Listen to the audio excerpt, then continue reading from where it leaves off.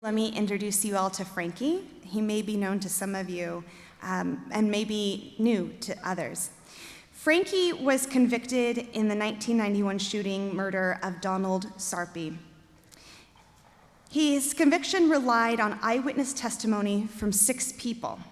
The witnesses later admitted that they did not have a view of the shooter and that they instead had been influenced by police officers and each other to identify Carrillo.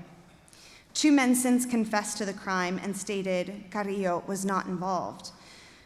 Although always protesting his innocence, Carrillo was found guilty at his trial and subsequent appeals. After Carrillo's case was taken on by Ellen Eggers, the Northern California Innocence Project, and attorneys from Morris and Forrester, he was able to conclusively prove his innocence. His conviction was then reversed by the Los Angeles County Superior Court on March 14, 2011, after he had served 20 years in prison. After his release, Franky went on to obtain his education. He got his degree from Loyola Marymount University, my alma mater, good choice, and started his family and has been working feverishly to abolish the death penalty in California. So without further ado, please give a warm round of applause to Franky Carrillo.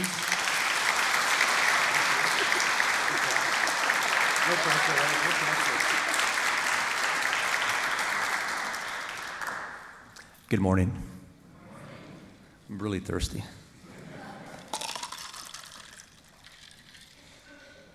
I'm thirsty and I have a heavy heart. The Dodgers lost yesterday, so I'm in mourning.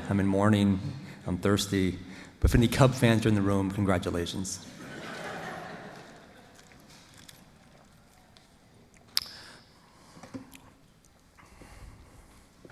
So you heard my story. You basically got the sort of brief synopsis of what happened to me, and maybe I'll leave it there unless people have questions about that, and we'll get into that in the Q&A. But what I really want to talk to you about is the propositions, specifically, well, 2, Proposition 62 and Proposition 66. They're both dealing with the death penalty here in California, and I am obviously here supporting 62, so yes on 62 and no on 66. I guess the question would be, maybe I even asked myself, my family asked me, like, Franky, after all you've been through, what are you still doing talking about prison and the criminal justice system and prisoners and all these things that someone who experienced the pain of being wrongfully convicted should maybe stay away from, just because of the trauma that it can elicit and just the pain that it can just recall memories of what happened to me, basically. And the response that I have for them and sort of why I'm here today is because, like, why not me? Why not the guy who believed in the system, a fair system, but who sadly got a raw deal?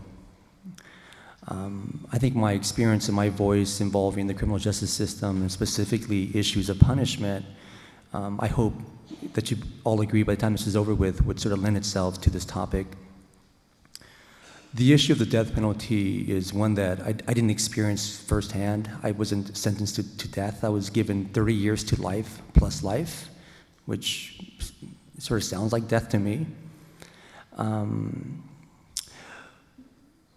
And so the interesting thing about it is that the death penalty is as all of you know, is a place where you're sent to after you, death row, is where you're sent to after you've been convicted. But the problem that we're arguing happens long before you get to death row is that the courts, during the court process. So either wrongful convictions, some errors during the process of being convicted, but specifically being wrongfully convicted is my sort of claim to fame here. I'm not sure if we can, because we're in a church, we should agree that mercy is maybe where we should be looking at instead of hard punishment of that sort. But that's really what I'm appealing to all of you, is that the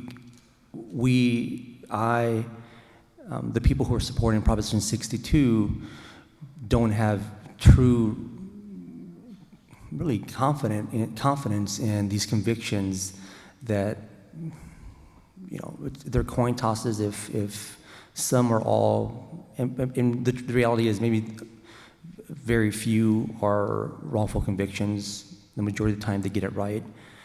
So it's an issue of do we turn a blind eye because it happens, it's fair most of the time, and it goes wrong only a few times. Should we just ignore that?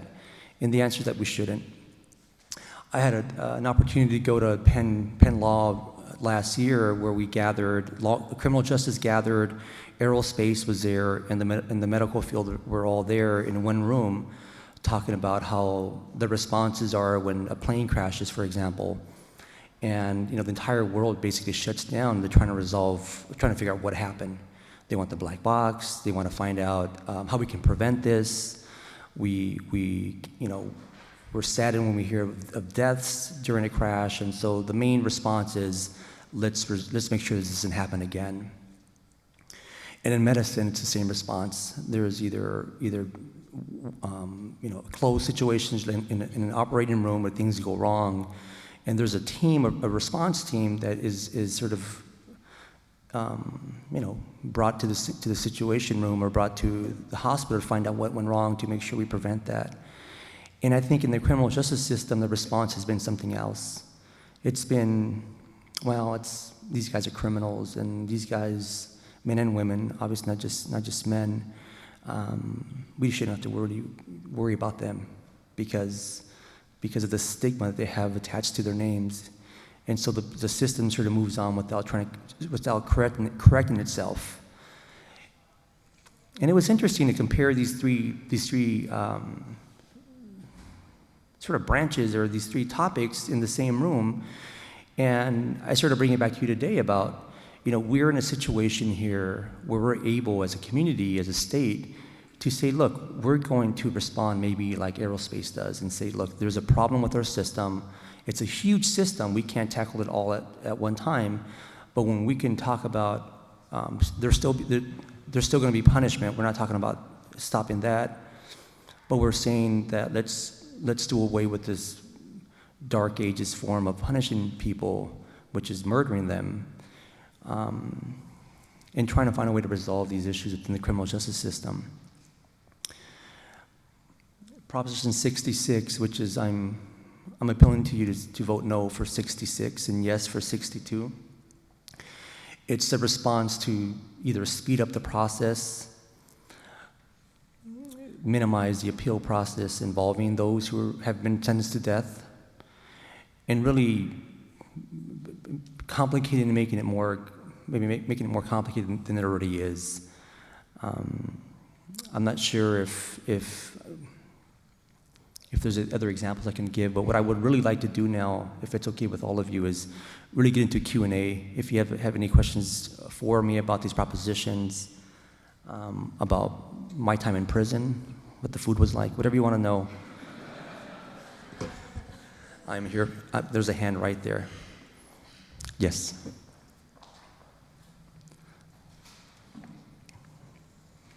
I do have a question. I'm an early childhood professional, and punishment is an interesting topic. I don't actually believe in punishment. I don't think that changes people's behavior for the better. I think it instills fear, but it doesn't inculcate a sense of responsibility. And I look at the prison system, I see it as hell on earth. And I think that there has to be something besides the idea of punishment for people who commit crimes. But I know when you put a lot of people together who have a lot of problems, creating a society that's livable is very hard without guards and things like that. Do you have any thoughts as to what would be a different kind of justice system than the retributive justice that we have now? I'm a big believer in restorative justice. I think I was believing in it long before I knew what it was, had a title and had a name to it. I've shared this before and I'll share it again, where as a young boy, I was never punished in the sense of physically punished. I was never spanked. My dad one time sort of just like nudged me, and that's like the closest I can get to like being physically hurt by my parents. And it's kind of weird to share that story with other men in prison who were really, really harmed by their parents and they were hit, and their stories of being whipped with a cord and branches and all sorts of things that seem to be normalized in these conversations about their childhood. There were many times where there was a situation that could have been resolved just by talking about it, especially like in a prison yard, that could have avoided a riot, for example. But I think, sadly, a lot of people's just hardwire was just, you have to sort of fight fire with fire, or you have to inflict pain back the way you were hurt. Maybe that stance is not only people in prison, but it's out here as well. People just on some level feel that you have to feel what I'm feeling, and I think that's wrong. I think you're right. We should definitely have another way of resolving issues, and not every issue, I think, deserves incarceration. We're definitely smart enough to understand that a lot of it's mental illness. A lot of it can be drug issues or addiction. There's always sort of like something that triggered the behavior. But that also involves time and compassion and really bringing in issues that people sometimes don't want to hear about. But I think if as a society we're able to maybe take it to that level, I think we as a whole will be a lot better. I guess that's my response, that we would be open to that. Yes, in the back. My question concerns Proposition 62. Yes, sir. Am I correct in understanding that it abolishes the death penalty but substitutes life imprisonment without possibility of parole? And if so, how would that affect persons like yourself who were wrongly convicted? So you're correct. The proposition will end the death penalty as we know it today, and it'll be replaced with life in prison without parole. The argument in the past was that, well, for the guys for the people who are there, who are wrongfully convicted, who are appealing to the justice system the same way that I was, what's going to happen to them? I'm just maybe echoing your question, and the response is that they will continue to fight for justice. Bless you. It took me 20 years to get down to it. I mean, to really resolve an issue, a nightmare, wrongful conviction in 1991. 20 years later, the evidence surfaces that they had the wrong guy. There's cases where that takes 34 years, or maybe 7 or 10. So you never know what the length is going to be, or how the evidence is going to surface. Every case is so unique, and sadly, time and hearts have to change from witnesses, for example, or evidence is discovered. When, who knows? But I think that for the people who are going to be, and the prayer is that the people who are going to be, will leave death row and will enter other prisons and who will be sentenced to life in prison without parole, they will continue to fight they will continue to appeal their cases and hopefully be victorious. Bless you. Yes, sir. Oh, I'm sorry, there's someone in the back. 2 questions. One is, have you looked into the 13th Amendment and the exception clause, which actually legalizes slavery through the state? There's an excellent book called Slaves of the State. That's an important component in regards to our prison system. Right. And until that gets eradicated, not much is going to change, though I know you're dealing with the death penalty. The other, in regards to non-punitive, have you heard about Vipassana in prison, where it starts with the head of the prison down to the guards, then down to those who are incarcerated? There's a huge program that took place in India, and there's a documentary on that as well. But I'm wondering if you've heard of that, because there's some prisons in the U.S. that have instituted that in part, but not fully. So I agree with you. The system is it needs many reforms. 13th Amendment is one, but there's obviously so many, and I completely agree with you. Concerning the specific practices that were happening in India or that were happening here in the U.S., my experience with that is that because there's nearly almost 40 prisons in California, they all become their own little subsets, their own little sort of communities, their own little cities, subcultures, I suppose.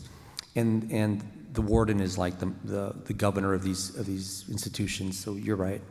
And there are places where these wardens are more likely to allow more volunteers to come in, or more likely to make it more easier available for family members to visit their loved ones. And then there's others who take a different position.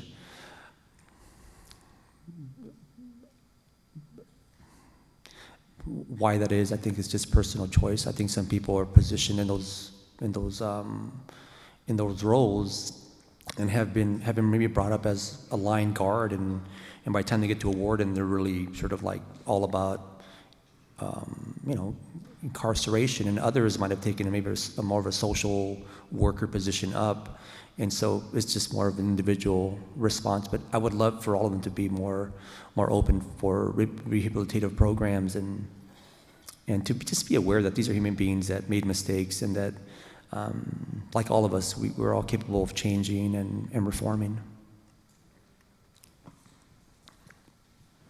Yes, I think that the first questioner is a position that I really support in looking at potential corrective action rather than just incarceration. And what do you think of the idea that if the death penalty is abolished, it becomes more clear that we have an expense associated with incarcerating somebody for 1, 5, 10, 20 years?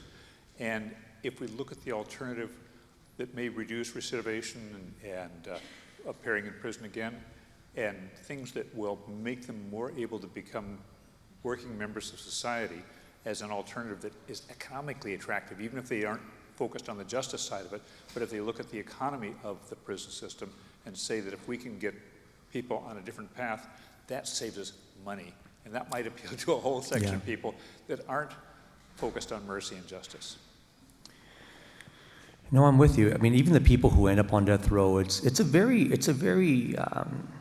a complicated sort of process, from my opinion, of, and it really comes down to who the victim was. I think in most cases, if it's someone, if it's a poor defendant who is accused of killing someone who's white, the likelihood of that person going on death row is a lot higher than if it was the other way around. A lot of cases also are death row prosecutions that don't end up with the second phase of this doesn't end up with the death row sentence, and so the mitigation about this individual's life comes in, and they realize, these are other issues that made it give the juror a clearer picture as to what happened. But I'm with you. I think that the fact that we're positioning ourselves to say, let's just not kill someone, if we're not saying, unfortunately, we're not saying, they should have 25 years, and if they reform, they should be released. We're really saying, let's give them life in prison without parole. And people are not happy with that as well. But I think our position is that at this point we're talking about, and I think that just not at this point, but what we're talking about is that we just don't want anyone to be murdered on our behalf. And if someone else wants to take on an issue about the LWOP situation, then please feel free. But we just don't want anyone to be executed, especially wrongfully. Hi, thank you for coming in. Could you please tell us more about your case and why it took so long for anybody to come forward? Thank you. Sure, thank you. So my case occurred in January of 1991 here in Los Angeles, in a small town of Linwood, California, which is by Southgate, Downey area. It was a drive-by shooting. An innocent bystander by the name of Donald Sarpy was murdered, And there was a young boy who was the star witness, and the boy said he knew who did it, and that person was me. He was sure about it, and the law enforcement believed him, and they arrested me. Soon after, 5 other boys who were out there that night also jumped on the bandwagon and said, yep, that's Franky. So now they had six eyewitnesses testifying against me. And on my behalf, it was my father and I. While the crime was occurring in Linwood, my father and I were at home in Maywood, which is about a 15-minute difference in the drive. And, it was just, I'm a kid. Nothing exciting in my life. I went to school, came home, did some chores, had dinner, watched some TV, and went to bed. Pretty bland alibi, right? And on the other hand, they had these boys who were putting their hand on the Bible, as I am right now, saying, believe me, I know what I'm saying. And so the reality was that they were lying. Why the evidence took so long to gather, I think in a case that doesn't involve DNA. So my case was just, just an eyewitness testimony with someone saying with their words, yes, Franky did it. Do I wish that would have their change of heart would have happened sooner? Absolutely. It took them that long to either realize or to come to grips with their own pain that they had lied. If that means guilt, if that means change of heart, or that means whatever you want to call that. I don't know how to answer that other than to say you need time to allow these things to sort of unfold. Yeah. You have another question? Thank you for being here, and thank you for your story and your life. Thank you. Just 2 short questions. In terms of the red and blue states, how many have the death penalty and how many don't? I guess I'm thinking that more blue states would outlaw the death penalty than red states, but maybe I'm wrong. That's one question. The other question is, in talking with friends about the death penalty, and they really feel strongly about the justice of execution with all of its reasons, maybe they can be reached by what other people have suggested, the cost of the execution. And certainly and I'm not in favor of speeding it up, that's for sure, but we take so long for it. It's not constitutional in the sense that it's a judgment that's fair and quick, Right. Not quick, but whatever. So what is the cost? How much would we save per person on death row? And then secondly, what is the ratio of red and blue states? With I guess the political climate in the U.S. right now, I'm not really sure who's a blue and who's a red state anymore.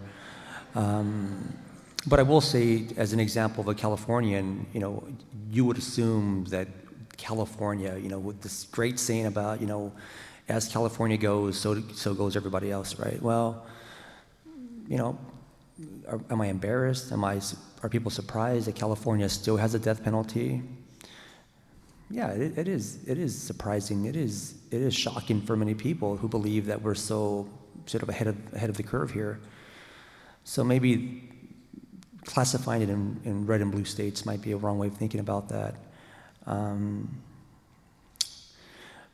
think All Saints is a great example of kind of where I'm going with this, of just like this enlightenment that people either possess or don't possess. There's many churches who might be preaching for the death penalty, but the social justice component in your heart, you'd say, well, yeah, I understand that society needs to have these specific components to it, but do I want to stand firm on that one? And thank God that we're in a situation in this country where we can cast a vote and say, I don't want that, or my friends don't want that, or it's a one for one vote here, but I don't want that, or you do, whatever the position is. But so I'm not really sure how to add anything else to that. The cost, I'll talk to you about the cost, but for me, the cost is an argument that I don't like to talk about, because we're talking about human lives here. And we're talking about, if it comes down to money, then that's fine. I mean, it is what it is, and people are concerned about that. And since 1978, they've executed 10 people, and that cost $5 billion. As a prisoner as a former prisoner, thinking about conditions of someone who's on a general population versus someone who's on death row, what I can tell you, and what's common knowledge now for those who are sort of reading up on this specific part of it, is that for those who are housed in San Quentin's death row, the level of security involved there, because of the stigma of death row, is so much higher. So of course the guards are paid they're paid a higher wage, or there's more components to housing them there. The appellate process is obviously something that's a guarantee through the Constitution, so that's another added charge there. And I'm sure there's other costs just on the immediate grounds of San Quentin to house these individuals that also sort of ranks up the numbers for individual people. And forgive me for maybe taking this position of it shouldn't be about the numbers, although we are arguing that. But my position is that we're talking about human beings here, and we're talking about specifically people who I'm here to sort of really to defend, is those people who I don't know their names. I don't know why they're in prison or how long they've been there. But even for me, if there's one person who is this mysterious person who's on death row that shouldn't be there, I want to be there for that person. Because before March 16, 2011, no one knew who I was. I was just someone who was saying, maybe there's some guy in prison who's falsely there. We don't know who he is. And then LA Times breaks the news that, his name is Franky Carrillo. And there's more other people who precede me and who will follow me. So for me, it's hard to kind of break it down to the numbers, but so forgive me for sort of minimizing that. Could you talk a little bit more about the process that was followed in your situation, the turnaround, your conviction, what kind of help you got from whom, what the role the lawyers played, how long it went on, something? Sure, of course. That order. So I took this long road home, this 20 years. It was really rooted in my belief in humanity. I was writing letters to lawyers, judges, the media, whoever I can get a hold of. I would write them letters, thinking that I would write the most amazing letter, and someone would be so moved by it that they would come and help me, right? Which is there's many stories based on that, right? Someone just being the messenger and someone responding. It's not the way that it worked out for me. 15 years into my incarceration, I was at Folsom Prison. I was a teacher's aide for a woman named Tony Carter, who was a GD instructor. And while I was there, she was going to retire. And on her last day, literally the last second, I said, Tony, don't go yet. And so she turns around and she says, yeah, what's up? I said, would you do me a favor? She said, sure. I said, if, now that you're retired, I assume you'll have more free time on your hands. And if you ever come across a lawyer, a reporter, anyone who would be interested in my story, would you share it with them? I think anyone would have said, sure, why not, right? So sure enough, she said, yeah, I can do that. I wasn't asking for her to give me the key or for her to send me some hacksaw or, just pretty basic response. And it was a pretty basic follow-up. It's like, I can do that. Lo and behold, 6 months after that conversation, she's at a function in Sacramento. It was about a man who passed away named Bo Lozoff. He wrote a book called We're All Doing Time. She had been there before. She had met Bo, but she showed up. And a woman who was there, Ellen Eggers, she stands, and for no apparent reason, she just announces that she's a lawyer, like all good lawyers should do, right? Just randomly, just say, a lawyer's in the house in case anyone wants to know or needs to hire one. And then she makes her point about the yoga stuff they were talking about. And so Tony says, oh, lawyer, you know, this is what I need here. And at some point they go over and talk about my story, and Ellen Eggers is moved enough to go and visit me, and it kind of goes from there. She then gathered these other organizations, the Innocence Project from Northern California, Morrison and Forster, who are a huge international law firm, and it took them 5 years to really investigate the case for the very first time. So they did a great job of doing that. As they got closer to the court proceedings, you know, one of your members here of All Saints, who's here in the room now, Juan Mejia, who's a district attorney, was also involved in liberating me. His office and Juan and his colleagues realized that this was an injustice, and they really took a position of a really unprecedented position of saying, we normally stand firm on convictions, which is, you might see on 60 Minutes or other counties do that. But when Juan and his colleagues and his office did something that was really unusual, which was they were moved by the reality that there was someone who was wrongfully convicted. And so they conceded the case at the very end. And so thank you, Juan. I need to always thank Juan Mejia for doing a great job.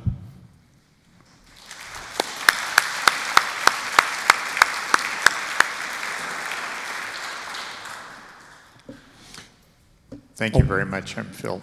Hi, Frankie, Phil. thank you so much for being here. Yesterday I was in a street fair in Claremont. A young man, a young teacher who I was near, came up to me and he saw my pin, yes, on 62, and he said, I'm so glad you're supporting it. And he said, it seems to me all the young people I know are supporting this. And he essentially said, how come old codgers like you are not, and what can we do to change that? Because he said, I think, you know, if one person is wrongfully convicted, it's just awful. We have death around the world that we should stop.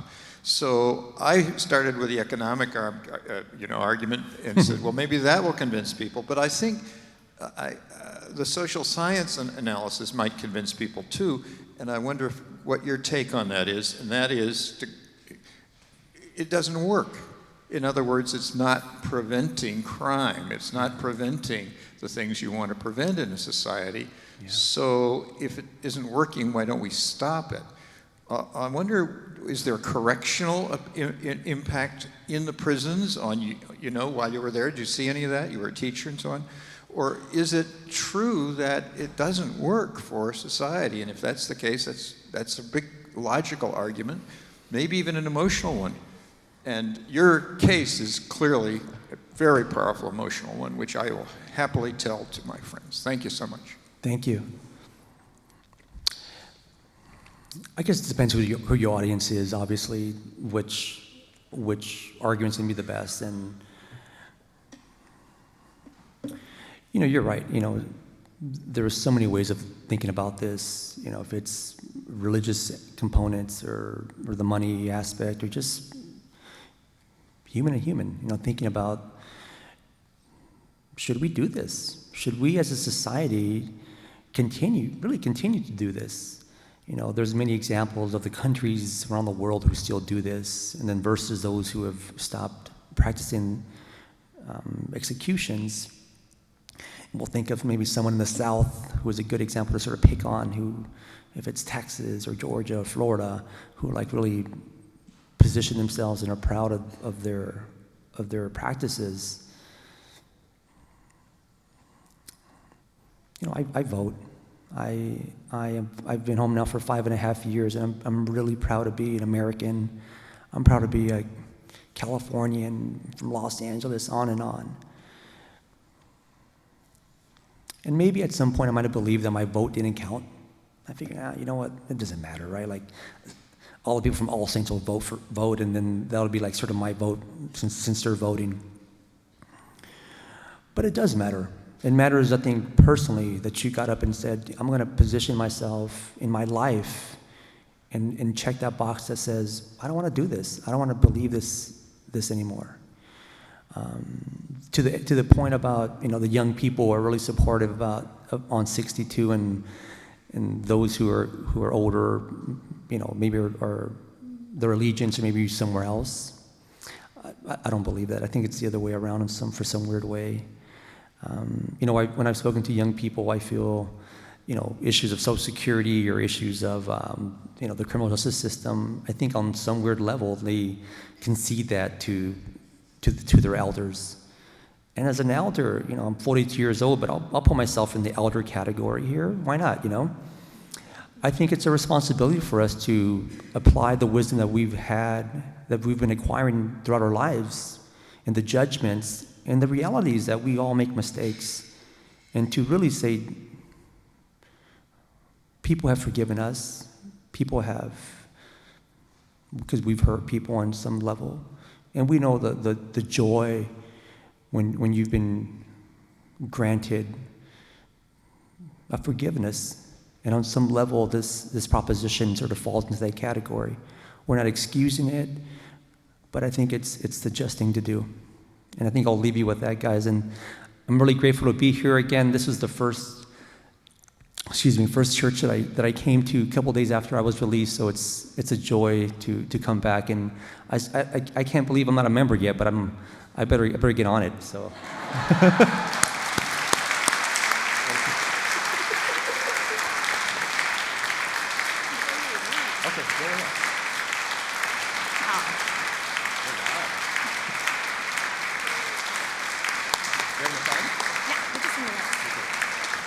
So Franky, we have about a minute left, and I was wondering if you could tell us a little bit about the settlement that the Los Angeles County supervisors have given you for your wrongful conviction. So it's always about the money, right? I was trying to avoid the money question here. Yeah, thanks a lot. For my wrongful conviction, the County of Los Angeles awarded me $10.1 million, which is, it's a cheers, right? Yeah. It's really symbolic on many levels that, look, it's great. The money's great. It's really helpful. Would it do away with erasing the memories and the pain? Absolutely not. But I hope the message is that let's just be careful how we treat each other. And if it's, and again, the money thing is kind of at the root of this. Is like, would I want to just be respected from the very beginning and avoid all this? Absolutely. If the money's maybe our society's way of saying, hey, we're sorry, here's some money, I'll take it. But at the same time, I wish it wasn't about the money. I wish it was more about just fairness and justice, and so, but thanks for asking. Thank you, Franky, for being with us, and I'm sure you'll stick around for a little bit after if anyone has any questions out on the lawn. Remember to vote yes on 62 and no on 66. Thanks, everyone, for being here.